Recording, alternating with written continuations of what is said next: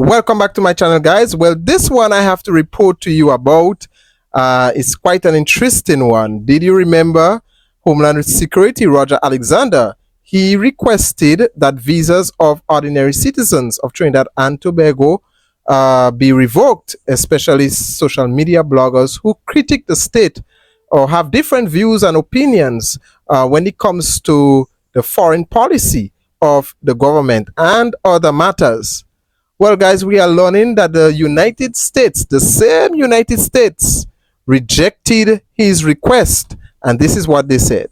The report says, days after Minister Homeland Security Roger Alexander wrote to the U.S. Embassy in Trinidad and Tobago asking for support in visa revocations within the country, the embassy today put out a statement declaring that no foreign governments were involved in its visa-related decisions.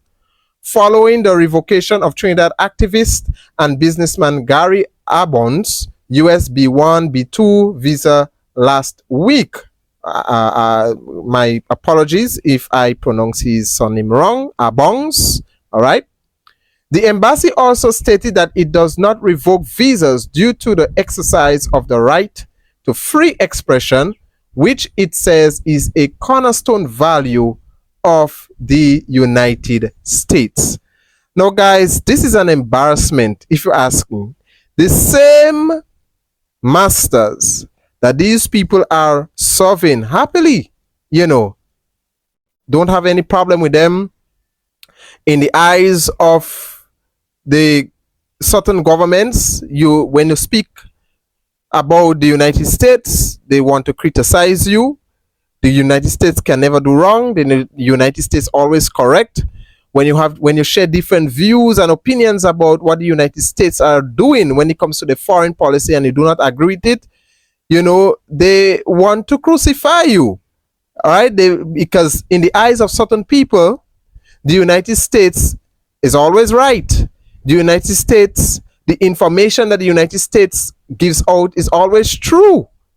And when you give your analysis, you are labeled as misinformation or you are labeled as someone who is spreading conspiracy theories. Well, it is the same United States that said, look, your request is absurd.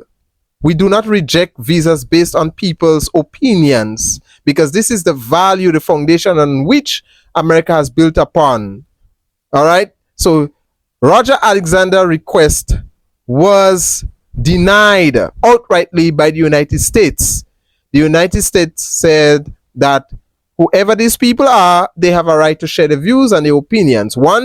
As I said before, once it does not incite violence, once it does not cause someone else's life to be in danger. This is an outright embarrassment for the government of Trinidad and Tobago, and I am beginning to see a pattern. No, I told you guys, something really strange is going on in the Caribbean.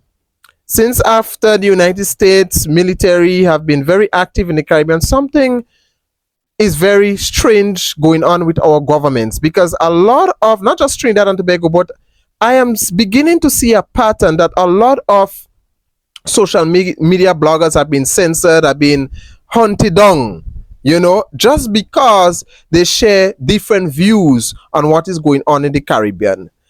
We are seeing that there are certain people in high level of authority does not want us to speak and to bring awareness to the population.